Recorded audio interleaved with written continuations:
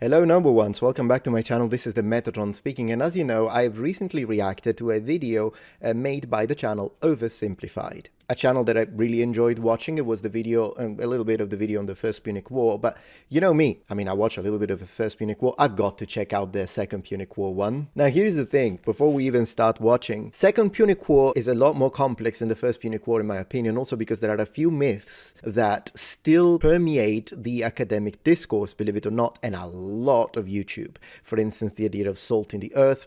Didn't happen, spoiler alert. So I am curious to see, because up to this point, Oversimplified it's a very simplified approach to history, of course. I mean, it's on the title, I can't blame them for that, it's fine. But they do a really good job. Like, I liked the video, it's really entertaining, it's really fun, but the research has been solid up to this point. So I am curious to see if they fall for the same myths, or if their research is not just good, but it's actually exemplar. Sumimasen. All right, our beloved mercenaries. Let's hear it. Okay, thank you one and all for your hard work fighting in the First Punic War. Would have been nice if you'd won, maybe tried a little harder, but this isn't the finger-pointing convention. I know you all have one thing on your minds. Hey, when are we all getting paid? Simmer down. Remember you lost your... Okay. Jim, why don't you tell them? I'm not telling them, you tell them. Ugh. Look, you're not getting paid. Getting paid, I was gonna say. We lost the First Punic War and owe the Romans a ton of reparations. Yeah. Of course we can't pay you in full. Yeah, the reparations were heavy. Burn this place to the ground! Hey! Don't burn this place to the ground. Come on, fellas. Will killing us really make you feel better about your money? Yes.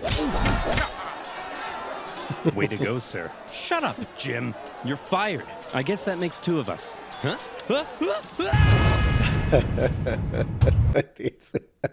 That's genius. Oh my gosh, that's genius right there. In the aftermath of the First Punic War, Carthage's disgruntled mercenaries, left unpaid for all their hard work, revolted, and Carthage found itself caught up in an extremely destructive mercenary war. Yeah, that was a fantastic preamble to the mercenary war. I've got to give it to them. Credit where credit is due, plus I love the helmets. The panicked Carthaginians hired more mercenaries to fight the mercenaries they couldn't afford to pay, and Carthage came dangerously close to collapse. All the while, across the water, there was Rome. Ha! Look at those morons. We just kicked their ass in the First Punic War, and now their own mercenaries are revolting. Yeah, of course, obviously it's a joke. You wouldn't have called it the First Punic War. It would be, yeah. Haha, yeah. Wait, First Punic War? There you go. You mean there's going to be a second one? Well, we're definitely taking advantage of this situation. So almost certainly, yes. The Romans did, in fact, take advantage of the situation. Amongst the chaos, rebels on the Carthaginian island of Sardinia sent out a cry for help to Rome. Hot diggity dog, said the Romans. That's free real Did they? I want to hear that in classical Latin. estate. And so in they went. They went. Whoa, whoa, whoa. That's our island. Get the hell off. Hey, they requested our help.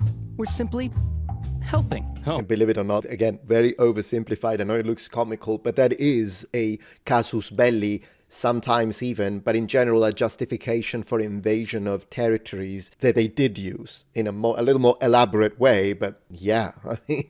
Oh, no, you don't. Look, we're sending our own army to deal with the rebels, okay? But just to be clear, we're not trying to start a fight with you, so, you know, don't declare war on us or anything. War! We surrender! Great. And as part of the peace treaty, we get to keep these islands. Oh my god. This is making my day. The Carthaginians were hopping mad.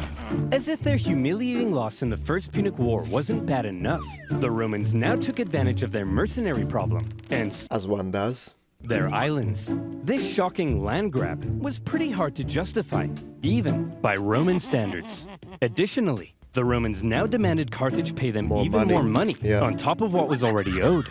If Rome was trying to make Carthage as mad as possible, they were doing a fantastic job. The seeds of a Second Punic War were being sown, and they were being watered with Carthaginian tears. Resentment in Carthage only Look at the face of Italy. continued to grow.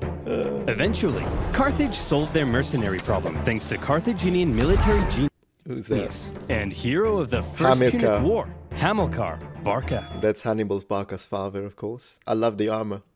He sorted those naughty mercenaries out with some good old-fashioned atrocities, and the destructive mercenary war was over.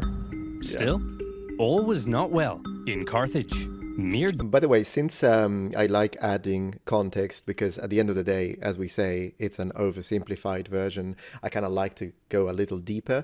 One of the things you'll notice is that both Carthage and Rome at a political and organizational level were actually quite similar.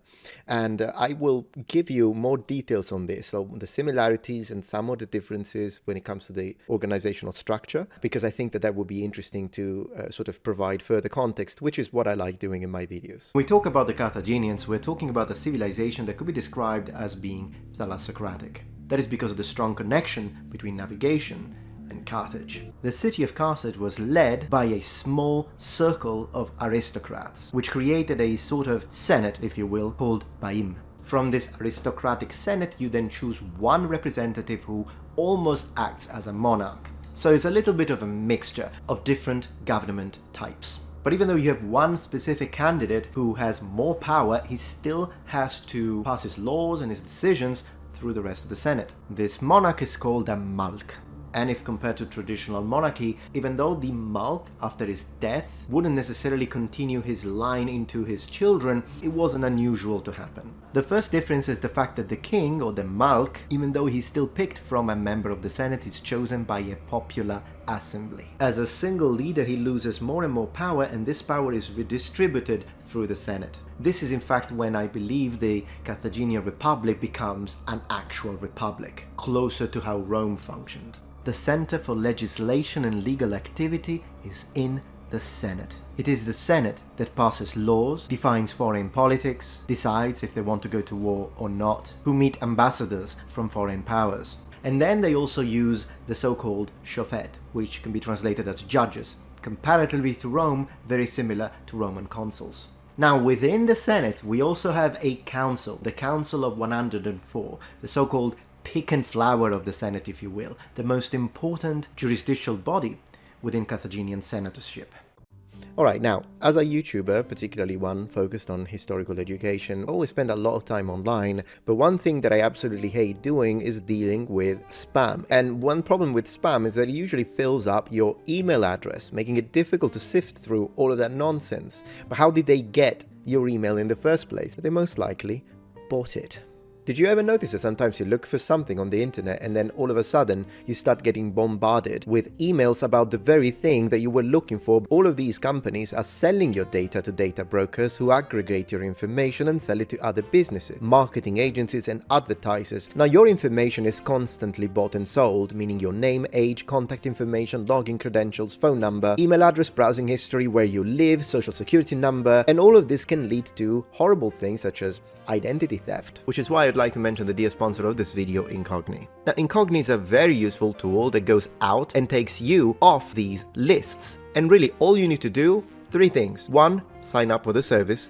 2, give them permission to act in your behalf. 3, relax and watch them do their work. And Incogni will go out and find these lists which contain your personal information and demand that your info is taken off. And the great thing about Incogni is that, as you can see here, this is my dashboard because of course I use the service. I have an annual subscription. On the dashboard you can literally monitor what the website is doing for you. Here's the number of requests sent, the number that have been processed, and the completed ones. So already, as you can see, they found multiple records that might belong to you. Please identify and select the ones that best match your profile, because this would be a monumental task that sure you could do manually, but you would have to repeat the process and be good at it every month. So I am very grateful for Incogni because they take care of that for me. So if you too want to improve and increase your personal privacy, click the link in the description below and you will get access to an amazing discount. And at the same time, you'll be supporting my channel as well. Go to incogni.com/Metatron or click the link in the description below and use the code Metatron to get an exclusive 60% off your annual Incogni plan.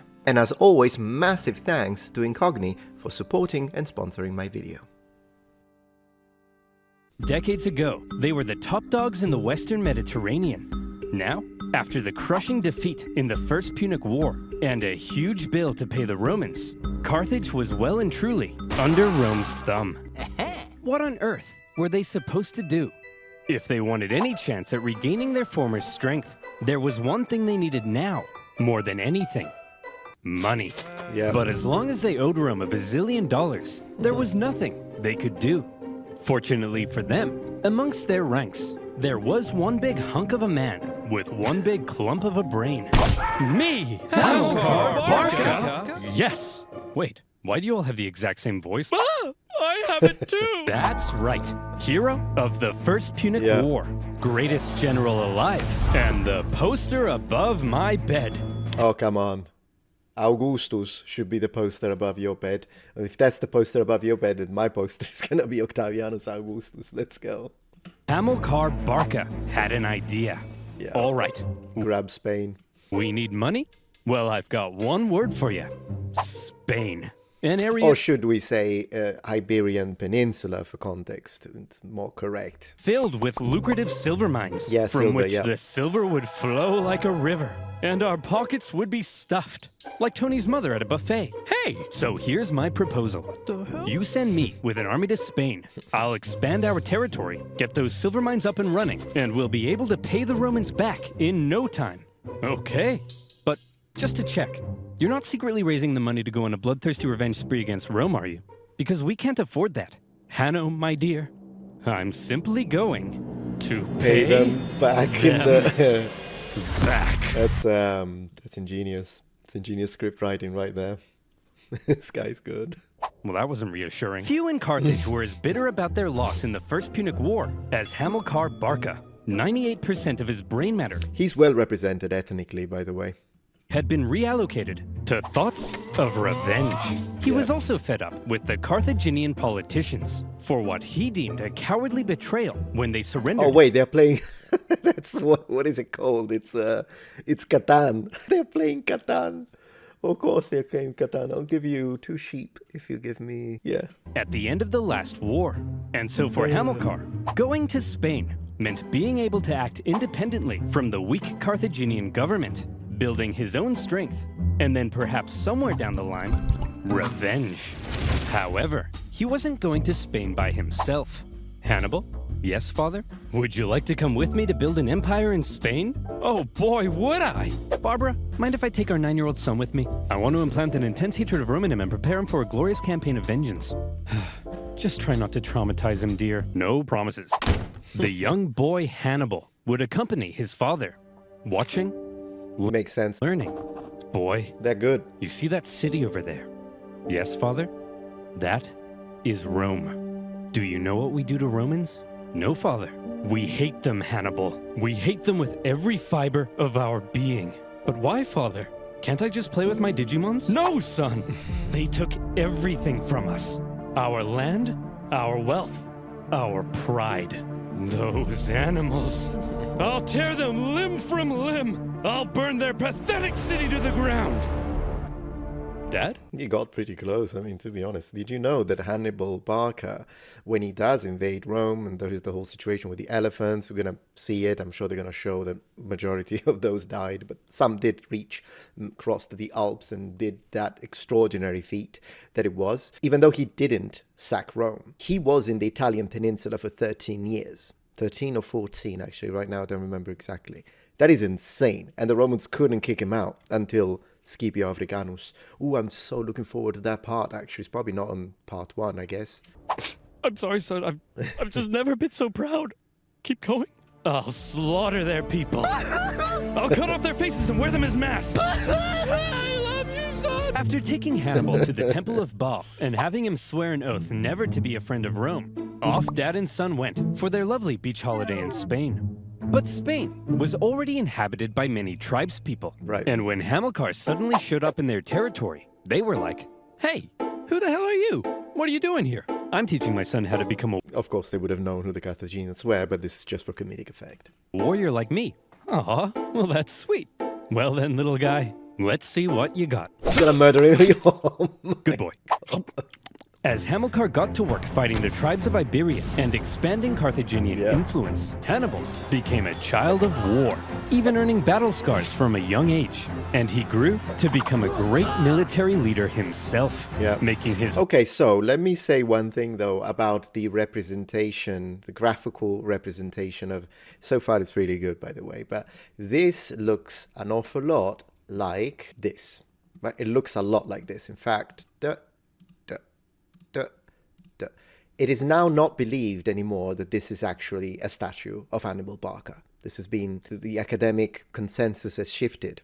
We used to think that this is was Hannibal Barca, but I don't think that this is a good image to use to create this, and it's clear that that's what they used. Even look, the helmet is identical. So no, that's not what Hannibal Barca would have looked like, and it is in fact more cautious, I would say, if I were them, or if I were to give them some suggestion, like if they were to ask me, not that they would have to, I mean, they're a fantastically successful channel, but I'm saying in a completely different life, if they were like, hey Metatron, how would you think we should represent him? I would tell them ditch the statue, and I would tell them use a coin, and we would have to actually retro-engineer it using coins that represent members of his family. So yeah, not too different from this. Ethnically, that's a good representation, but because they went to represent the statue, I have to call it out for precision. There are a few coins that we could use. Let me show you that very quickly for precision. So let's first look at the famous bust of Hannibal found in Capua. It is important to say that the attribution of this bust still remains under discussion. Was this really Hannibal? Difficult to say. There are unfortunately no extant autobiographies of Hannibal or Carthaginian works on Hannibal, which has resulted in a historiographical bias. However, we can have very strong inklings on what Hannibal would have looked like when we examine the rest of his family, which we do find represented on the Spanish Carthaginian coins issues. These are Punic mints. So, if interpreted correctly, this is Hannibal, this is his brother Hasdrubal, and this is Hamilcar, the father. Father, very proud. I love you so much, son. Dad, not in front of the enemy.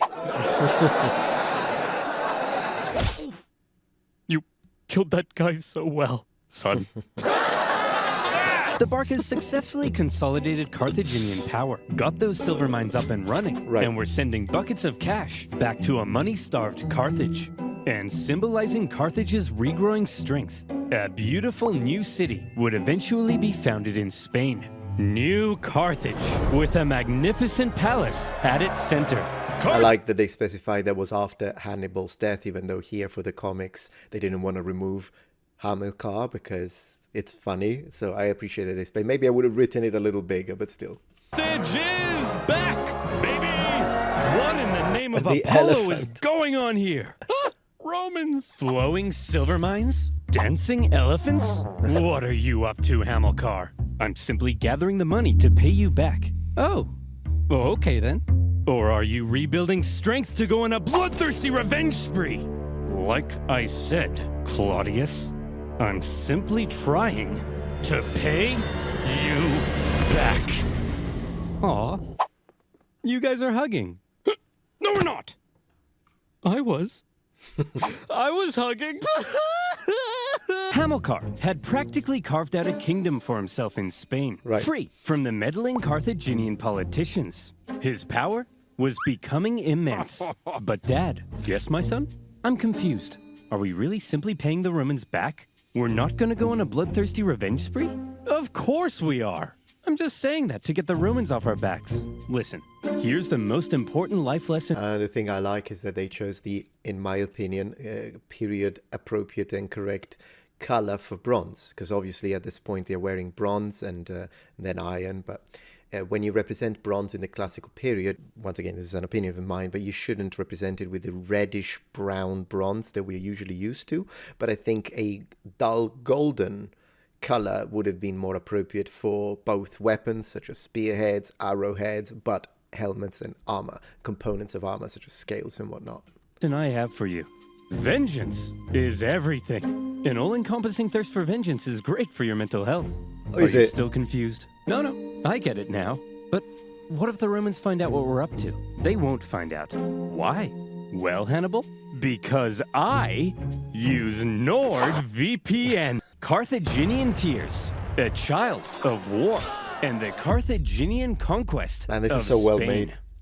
The Carthaginian recovery had been staggeringly quick, and Rome was seriously alarmed.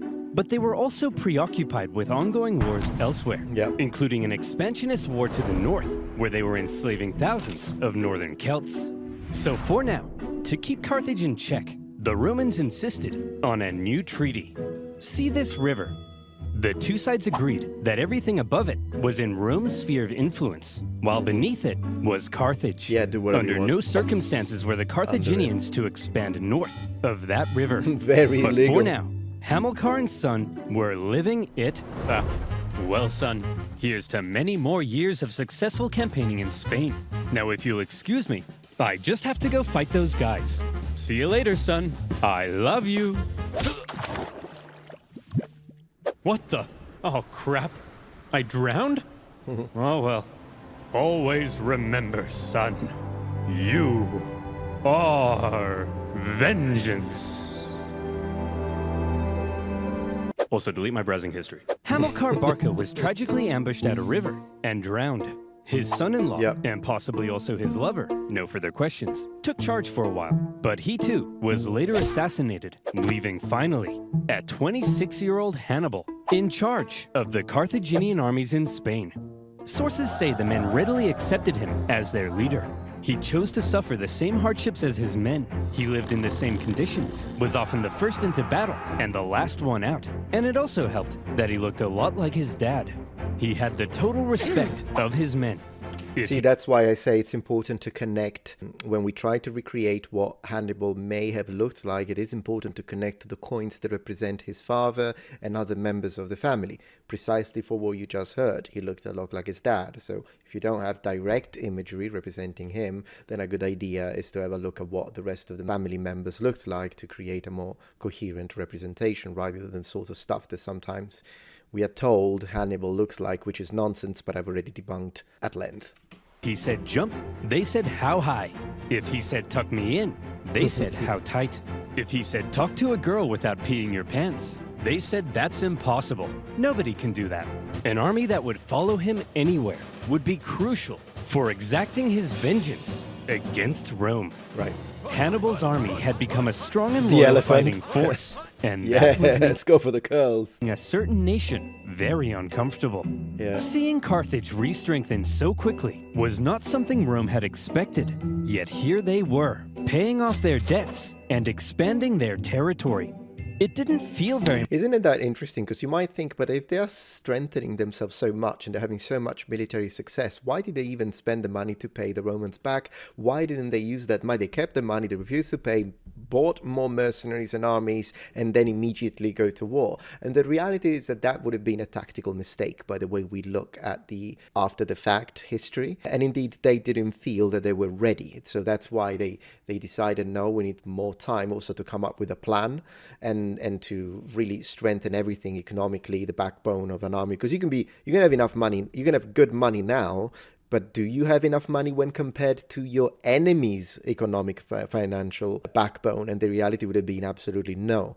And so when you think of starting a war, you don't just think, oh, well, now I have the money to pay these soldiers and arm them up and fight Rome. No, you have to think about, but can I continue this and sustain it for years? And the answer was, I can't, but they can. And this is why they had to bide their time. It made absolute strategic sense at this point to pay the Romans back while you continue solidifying your forces, your territories, your economy, your military, and now you have even more veteran soldiers, of course, and in general, your resources also for the production of the sort of equipment that you're going to need. Because remember, Rome was a extremely effective and well-organized military machine. In order to have a clash of titans, which is what this was in the Second Punic War, both need to be titans, if you see where I'm going with this. So yeah, it made absolute sense. Very much like Carthage was under Rome's thumb at all, and Rome wanted to put an end to it. Tensions were strung tighter than your liar's G-string, and all it would take was one incident to trigger all-out war. Whoa. And in 219 BC, a city in Spain would find itself at the very center of that fateful incident, Saguntum. Remember that treaty declaring everything south of this river to I be would say Saguntum. Carthage's sphere of influence? Well, Saguntum should therefore obviously be Carthaginian, right? Right. Wrong! No, Saguntum sorry, Rome. had actually scored itself an informal alliance with Rome, after Rome had helped it with an internal dispute. With Carthaginian encroachment, Saguntum began to fear for its independence, and Rome declared itself Saguntum's protector. Protector, yeah. But this clearly went against the Ebro River Treaty. So what on earth was Rome doing? Were the Saguntines and the Romans truly just BFFs? It's possible. Or was Rome deliberately trying to interfere with Hannibal's Spanish expansion and maintain a staging post for a future... Or even give them a reason, like poke them, see how they react. If they don't declare war, then it means that they're weaker than we thought, and so we can do something else, and then take something more, and then take something more until it explodes. So that then we have an excuse. Oh, well, you declared war to us, and then we have an excuse to go to war with you and stop your expansion. That's probably what the Romans thought. Future war with Carthage? More likely. Yeah. And Hannibal certainly viewed this Rome-Saguntum alliance as an outrage. They've Yet got another cake. example of Roman arrogance. Yeah. At first, he left Saguntum alone. But having learnt from his father to hate all things Roman, and having inherited his father's dream of Well, actually, the Romans, as far as we know, did shave and pluck their hair from their body hair all over already by themselves. So that's historically inaccurate. bringing Rome to its knees more and more, Hannibal may have begun to see Saguntum as an opportunity. Could this controversial alliance be just what devilish little Hannibal needed to kickstart a second war with Rome and restore Carthaginian dominance? It's even possible that Rome were also using Saguntum to goad Hannibal into a fight so they could go and kick him out of Spain. That's what I think. And as the two giants began gearing up for round two, the poor people of Saguntum had no idea that they were about to be crushed in the collision. Hey, your alliance with Saguntum is an insult, and we won't stand for it. They're our friends, Hannibal, and if you lay a finger on them, it'll be an act of war. Yeah, Hannibal, back Can I kill the him? Can I hell kill him? off. War, eh? I was thinking I might just besiege their city and massacre their people. I hope you do, Hannibal. Find out what happens. Yeah, we hope you do, Hannibal. Wait, what? Maybe I will. Go ahead. Kill them all. Okay then. Fine. Okay, guess I'll do just that. Consul, we look forward to Consul. it. Consul? You're gonna Consul? protect us though, right, Consul? Consul! Oh no! To top it all off, when the Saguntine people made the genius decision of raiding into Carthaginian territory, enough was enough. In an action that was guaranteed to provoke the Romans into war, Hannibal besieged the city. The siege of Saguntum lasted 8 cruel months before Hannibal broke through the city defense. Isn't that crazy when you think about how ancient and medieval sieges, how long they last? Because whenever we see them in movies, it doesn't look like that. We will see the end of sieges normally. And in video games, a siege is like a couple of turns, maybe 7 turns if they're well fortified, I guess, in Civilization.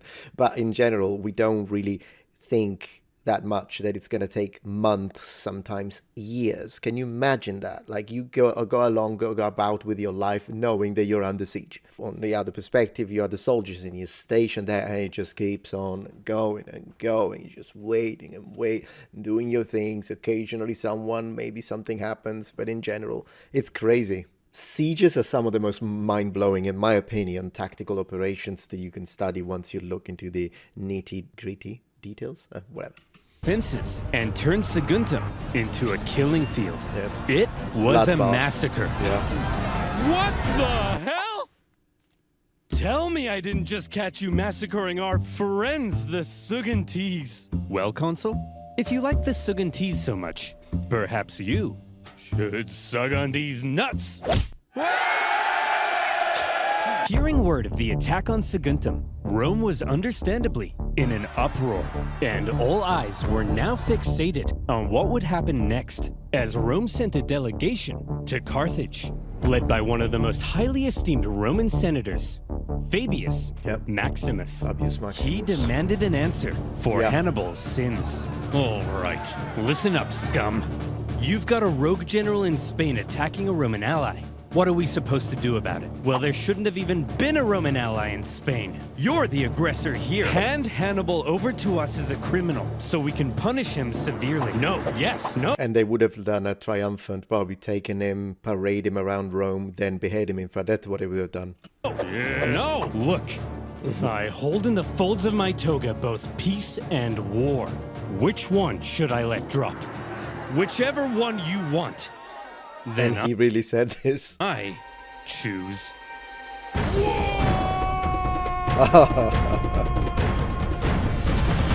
The Second Punic War had begun. Fabius, Fabius. That was a fantastic explanation of the preamble to the war. That was really good. That was really, I mean, oversimplify, I gotta give it to you. You're good. Pack it up, boys. We've got them. Applause. We already destroyed these clowns once, and we were the underdogs. Now, we're the overdogs? Hot dogs. Exactly. Of course, the Romans wouldn't consider themselves the underdogs, but it's fine. This is gonna be easy. Here's the God. plan. Consul Longus, you take your army and sail straight for Carthage. Yeah, good luck Burn with that that. city to the ground. And Consul Scipio, you just head on over to Iberia and make sure this Hannibal guy doesn't do anything crazy. I mean, what's he gonna do? Cross the Alps? Laughter. It was unthinkable, though, from the Romans' perspective. They did not think that that was going to happen. We're going to what? Cross the Alps. We're going to what? I just told you. Hannibal will freeze to death. Trust me, Jerome. The Romans are Jerome. expecting us to fight the same Typical Carthaginian name. Jerome, you know, all people of Levantine origin, absolutely. Jerome is... way we did last time. Passively. Right. Taking no initiative. They think it's gonna be easy. So this time, we have to be aggressive. We have to go on the attack. It sickens me to say this, but this time, we have to be a little more Roman. You mean we're gonna take poops and baths together? But I'm insecure about my hairy legs. No, I'm saying this time, we're gonna take the fight to them. Think about it. Rome thinks they're simply going to invade us and win the war. So when they suddenly find themselves being invaded from the north, they'll freak out. Like Tony's mother, when the buffet runs out of shrimp. Hey! I got What is it with Tony? to admit, it's actually kind of genius. And my hairy legs will insulate me from the cold. That's the spirit. Hannibal, you have my sword, and my spear, and my legs. Ugh. Hannibal's plan, a daring alpine trek to surprise the Romans, was a bold but risky strategy. Yeah. If it paid off, he could catch the Romans with their pants down, but he could also end up losing a ton of men and supplies I mean, he did. in the hostile mountain conditions. Nevertheless, in 218 BC, with a fire in his eyes and some vengeance in his belly, Hannibal brought his force of almost 100,000 men across the Ebro River. They That is an insane amount of... goodness gracious. spent months on the road, trekking through the cold, hostile mountain conditions. And when they Oh, he finally lost the reached the helmet. other side, they said, "Hooray! We did it! We crossed the Alps." No, those were the Pyrenees. Those are the Alps. Oh, no. Yeah, I mean, sure. After crossing the Pyrenees, the army then had to pass through southern Gaul, a vast territory filled with tribespeople, many of whom were hostile to Hannibal's presence. Yep. His journey to the Alps was an ordeal in itself, as he was forced to fight his way through and incurred pretty hefty losses before even reaching the mountains. His plan was almost stopped in its tracks entirely, as the Roman consul Scipio, on his way to Iberia, discovered Hannibal was right on his doorstep. Suddenly, Scipio's HQ. Hannibal's journey became a race as he rushed to get his massive army across the vast Rhone River before the Romans could intercept him. The crossing was chaotic, with the panicking elephants causing several men to drown. And the first combat of the war occurred when small scouting parties from each side encountered one another. When Scipio finally caught up to Hannibal's position, what he found was an empty Carthaginian camp. Hannibal. As I always say, usually when I do these react videos, I interrupt and talk a lot more. Now, I feel like I'm still being very transformative here, and I'm going to add a lot of stuff even later, and I've been adding quite a bit. But still, the reason why, with Oversimplified specifically, I tend to speak a little less than my usual and interrupt less is because I'm really invested in this. I am enjoying it very much. So at least it speaks to the quality. I mean, look at the helmets, the italic helmets here. It's great. Had slipped through his fingers. Hamata. The Roman consul Although then again, this one by the Romans, this type of armor would have been called Gallica, most likely. Scipio felt the weight of the situation. Quite unbelievably, Hannibal was going to cross the Alps into Italy, and the Romans had no idea where he would emerge. For the first time, a Carthaginian force had the Roman homeland under threat. Scipio sent his men onto Iberia as planned, but he himself rushed home to raise a new army so that if Hannibal survived the crossing, Scipio would be there, waiting. Right. Would you look at that, boys? We're here, the Alps.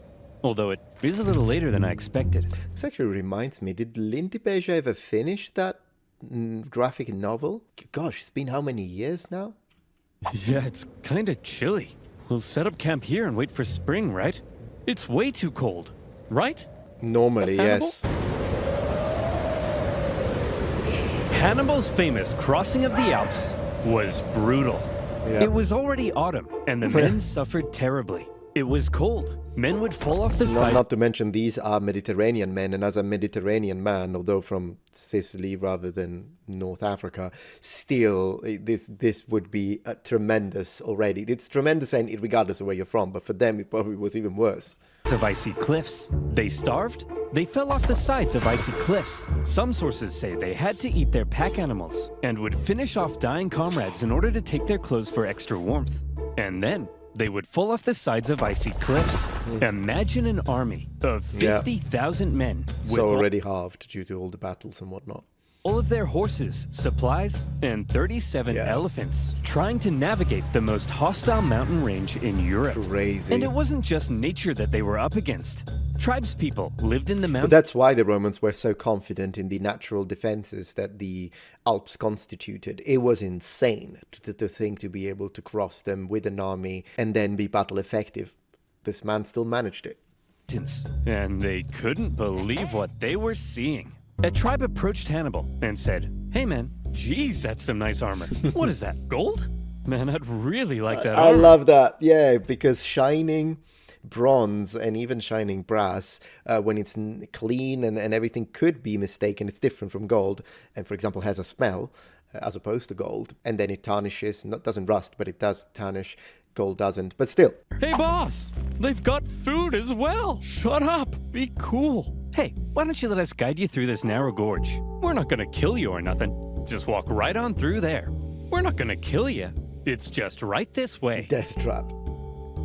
We're not gonna kill you. Hannibal's army were forced to fight their way through the gorge as massive boulders rained down on them from above. Some clever reorganization of his line helped them survive, and they were able to fend Heavy infantry moved to the rear, supplies and cavalry to the vanguard. Yeah, that's... off the opportunistic tribes. But losses from the constant attacks were heavy. As the journey continued, men who went over the sides would get stuck on the ice sheets below and had to make a grisly choice between starving to death or just getting it over with. When the deeply demoralized army reached the summit and rested for a couple days, Hannibal tried to lift their spirits with a rousing speech. "Look, men, down there, it's Rome. These plains stretching out in front of you are bountiful with food to eat and Romans to kill. Move, Bessie! Look, you have just climbed the walls of Rome. The hard part is over. From here on out, it's all downhill, and nobody else will die. Except for them. The rest of us here, no one dies. Starting now." let's go. Oh, for goodness sake! As it turned out, the descent was as deadly as the way up, with the cold really starting to set in. The path became even more narrow, and at one point... Imagine for the men, the morale is tremendous when it comes to military campaigning. And imagine, so not only they have to go through all of this, but are they doing this so that they can get to a place that... No, they're doing it so that then they can go fight the world's strongest military ever. So imagine what was going through their heads. Men spent 3 days in the freezing cold repairing a collapsed road. When they finally reached the bottom, Hannibal said, "Look, guys, we did it." Well, I thought it went really well. When Hannibal left Spain, he had about 100,000 men. Yep. By the time he reached the Italian plains, 50K, his numbers had dwindled to about 26,000. Yeah. He was now caught in enemy I thought that he was going to say 50 first and then go down to the 20,000s. But yeah, cool. territory without a supply line or source of reinforcements. And any elephants who had survived to this point were almost certainly traumatized. Yeah. So what on earth was Hannibal up to? This supposed military genius had just led a starving and weakened army right into enemy territory. Any modern general who lost half their men to mountains would be immediately fired and possibly even depantsed on live TV. Here's the thing. While Hannibal may not have planned on losing quite so many men, he had Yeah, I would say that's almost certain that he thought he could have done better than that. almost certainly expected considerable losses. Yeah. And he always had a plan for how to replace them. Need men? Northern Italy was full of men. Celtic. Big, burly Celtic men. Yes. All the men Hannibal would ever need to beat off Rome.